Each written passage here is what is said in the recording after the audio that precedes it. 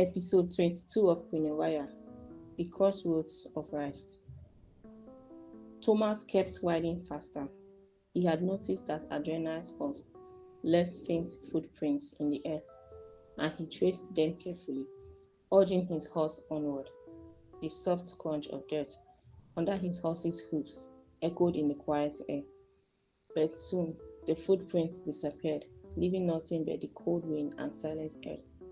Tomas tried to follow the remaining direction of the trail, but before long he found himself at the foot of a mountain. Confused, he slowed his horse and scanned the barren land. Jagged rocks jutted sharply from the earth. There was no one, there was no sign of Adrenai. "Oh no, I'm in trouble," Tomas muttered. "I've failed. Master Simmion will not take this lightly." He knew Simmion would likely burden him with plenty of extra work as punishment, like he always did to all the servants who committed offenses. Tomas knew Simmion well.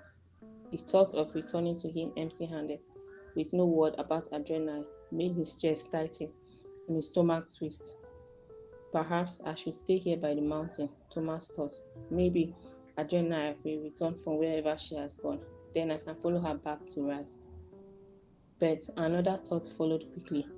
What if wild animals find me first? His heart pounded. No one would ever know where I died. This place isn't safe. Then another idea crept into his mind. Or better still, I return to Master Simmion and cook up a story, Tomas said quietly, as if settling on the plan. Master Simmion was not so hard to deceive. Tomas' chest tightened at the memory of that lie, and a small shiver ran down his spine as he recalled how easily he had escaped punishment once before. A few days later, Tomas had told his mother, Mitra, about it while giggling proudly, saying he had escaped Simeon's reprimand. But Mitra had lashed out at him. She warned him sternly that Simmion was not a forgiving man, and that if he ever discovered Tomas had deceived him, the consequences would not be light.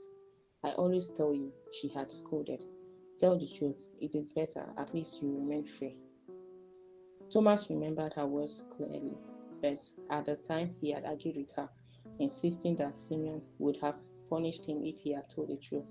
Still, his mother had stood firm. She believed it was better to suffer punishment than to live with a lie. Later that same day, Tomas had spoken with his older brother, Ophellius. Ophellius had laughed at their mother's advice. "Telling a lie or twisting the truth is always better than telling the truth," Ophellius had said confidently. He began listing the many times bending the truth had saved him from punishment in the household of Herb. Ophellius worked for a master named Herb, a man known throughout Ryst for his successful horse businesses across the land. Herb was also famous for his strictness. All of Herb's servants were known for their precision and carefulness. Even the slightest misstep, the misplacement of a brush, the clatter of a hoof, could earn a sharp rebuke. Herb tolerated no mistakes, not even the smallest ones. Ophellius himself had become a young man who worried constantly about making even the slightest mistake. Even when he visited their mother Mitra and Tomas at their cottage in Simeon's household, he behaved the same way. Sometimes Tomas and his mother would joke with him. "This isn't Phelps' household," they would say, laughing. But Ophellius would simply shake his head and continue warning Tomas about careless errors. He often told Tomas how lucky he was that Simmion did not concern himself too much with small mistakes. Phelps, on the other hand, inspected his entire household carefully, especially after returning from his journeys. Ophellius would recount stories of servants who had mishandled a horse and had their wages cut to compensate for the loss. Phelps did not joke with his money. Still, he was not entirely tight-handed. From time to time, he threw grand parties from everyone in his household, including the servants, with plenty of food and drink. "That's the day we all live for," Ophellius would laugh. "The day we eat like kings." He often joked that the parties were the main reason he remained in Phelps' service. "He's a wealthy man, remember," Ophellius would say with a grin. Then Ophellius would mock Tomas. "Your master never throws parties," he said, a sly grin tugging at his lips. "He isn't wealthy like Phelps." Tomas would defend Simmion. "But he doesn't concern himself with small mistakes," Tomas argued. "He overlooks them." But Ophellius would only laugh louder. "Oh, You are defending the old man now. Always think of yourself first. If their mother was nearby, she would quietly watch as the two brothers argued. She rarely interrupted. Now, those same words echoed in Thomas's mind. Thomas was at a crossroad. He had lost Adrenai. Two choices stretched before him: truth and punishment, or freedom and deception.